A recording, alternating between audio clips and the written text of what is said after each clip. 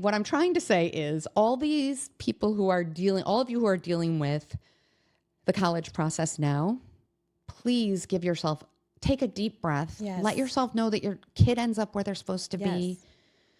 It's all okay. And it's not a reflection on you. You're a great parent, no matter where your kid goes to college.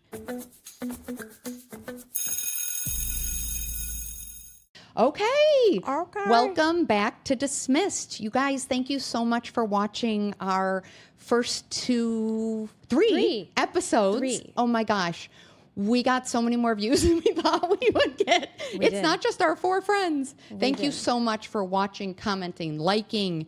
Send us more information. Let us know what you want to cover. And I just want to say, every time I was with anybody in our 40s, 50s, or 60s, which has been a lot over the past few weeks, everybody wanted to talk about it, and they wanted to talk about what was going on with them, whether it was about their down there or about their PMO, the piss me off. Or about like perimenopause or menopause. Everybody has a story.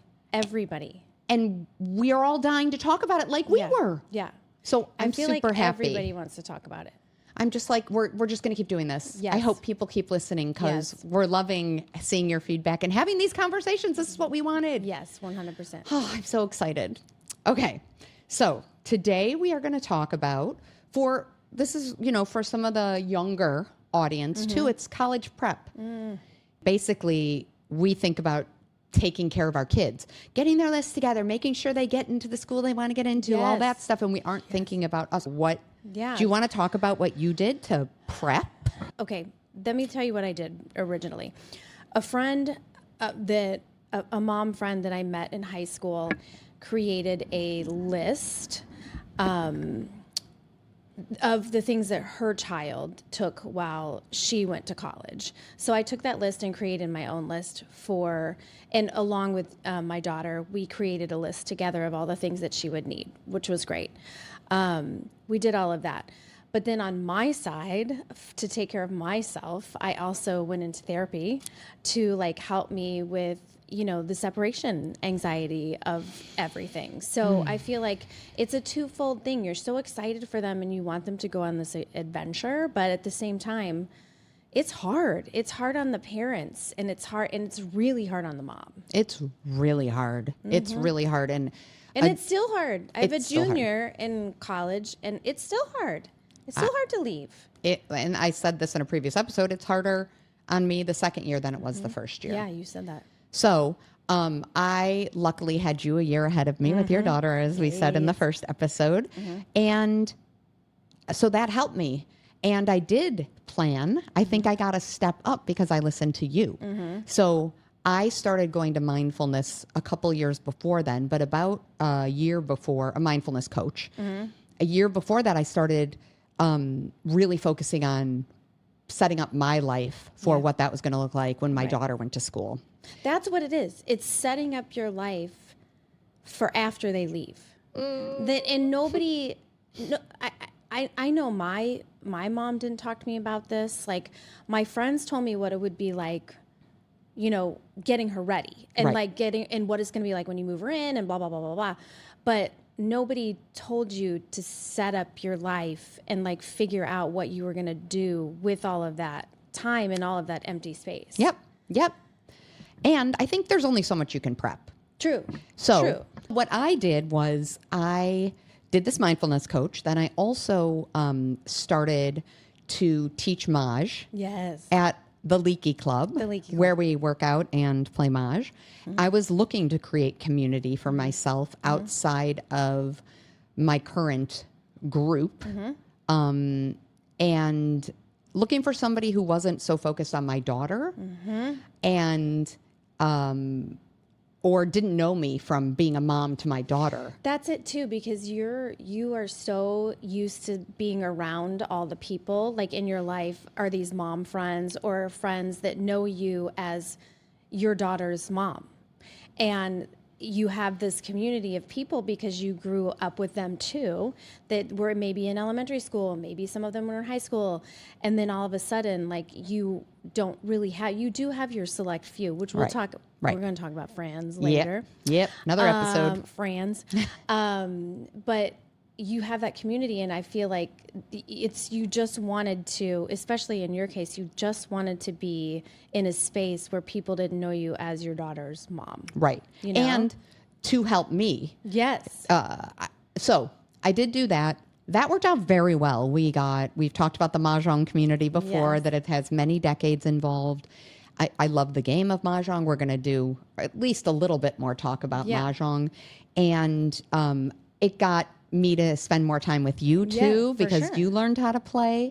And then I made some friends I started playing pickleball with, and I made more friends at the pickleball place. Yes, you're so good about that. You did pickleball, and you did did you Mahjong, really. Mahjong. Yeah, it was really Mahjong and pickleball for me. That led to it. Yeah. Yeah. And I also have to say that I started looking at my friendships with a little bit of a sharper eye, where I was going to put my energy. And again, I'm not going to get into that too deeply, but it was something I did for myself. The people who were supportive and loving and a two-way street friendship, I focused more of my energy on them. And I think that timing of it, like the big transition timing, your daughter's going away to college is a big transition for you. It's a big transition for her. It's a big transition. It's a big transition for you and her. That's a really good time to really reevaluate, like who's in your life, the people in your life, what's going on in your life. And I feel like that's the time that we all do it, you know? And I think a lot of people wait until after. Like they don't do any prep, which again, like I'm not criticizing. I just think it really helped. Yeah. Okay, so let me just step back for a second and talk about the kids for a second. You started to talk about the list. I'm going to say the list. One of them, and I used your list of things to bring to college. One of the things that I thought was really important for me was, I was like, I'm not going to get tied up in the college application process. My daughter wants to go where she wants to go. We're making her make a big enough list so that there are some options that might be a cheaper option than what she wanted and where she might get in versus where she may not. Yeah. But I was like, felt like I was doing pretty good emotionally, whereas some parents are like every day, like, where's your daughter going? Yes. Do you know where your daughter's going? Oh, my daughter got an early decision to. And their whole world revolves around where their kid goes to college. Yes. It's intense. Well, actually, I was going to say you learn a lot about people, but those are the people you already knew. You already knew. Yeah.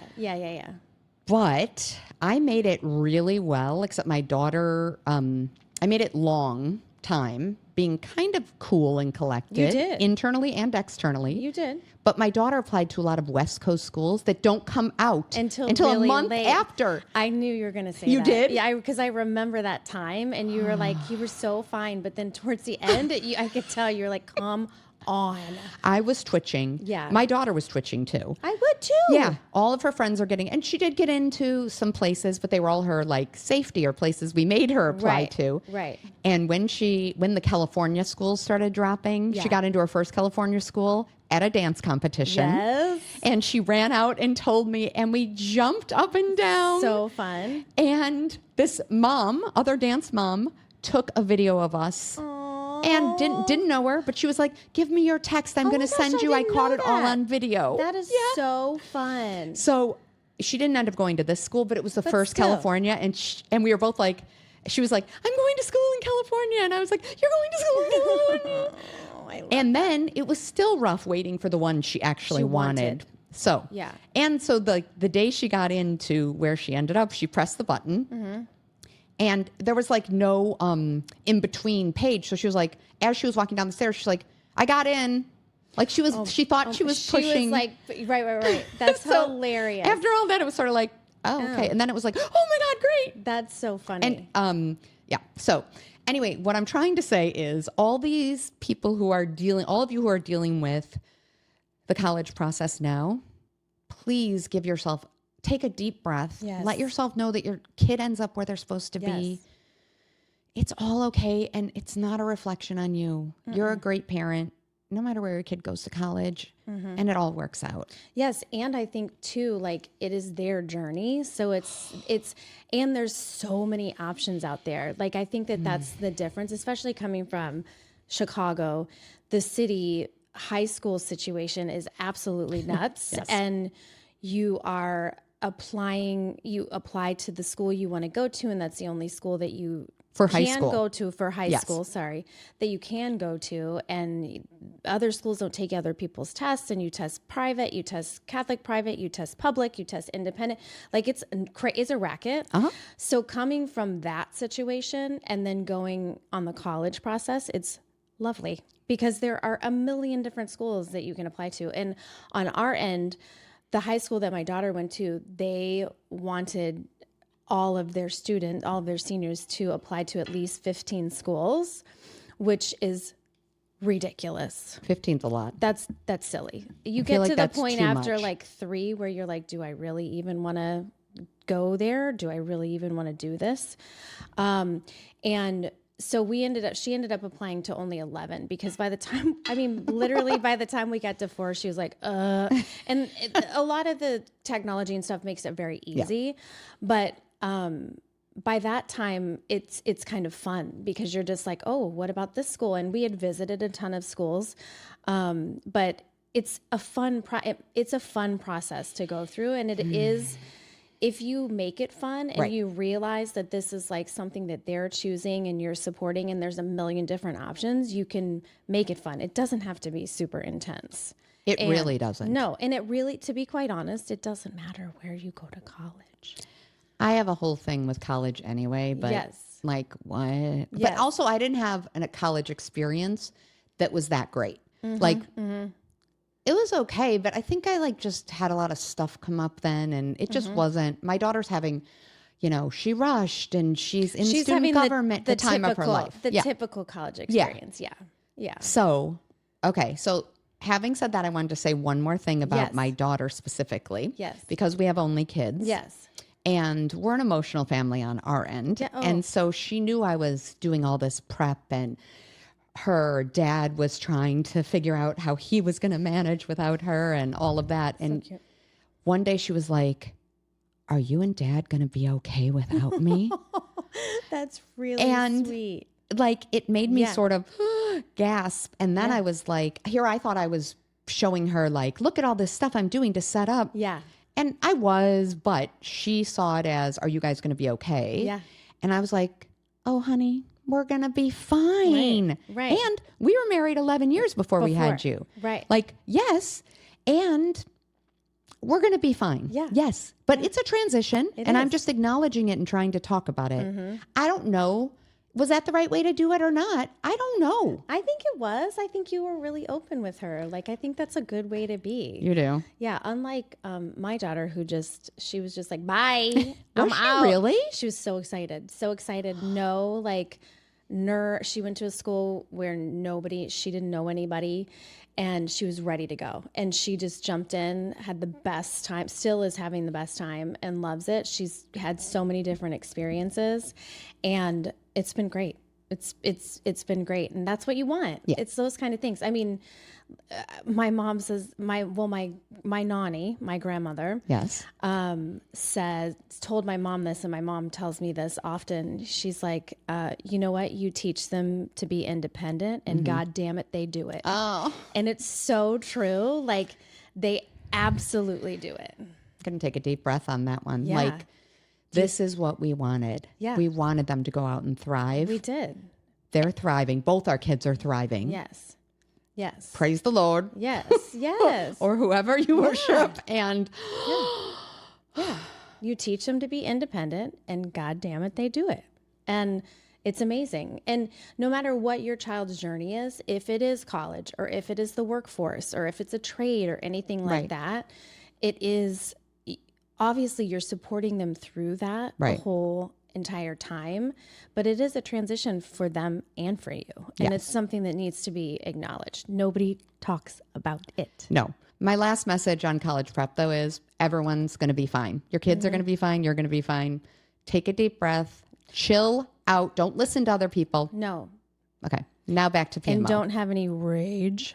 We're going to now talk Yes. about our PMO moment. Yes. Our piss me off moment. PMO. Shout out to my daughter who coined the term and gave it to me Yes. and you. PMO. Right. Piss me off. I'm going to just talk in general about people driving. Okay. Everyone on the road pisses me off.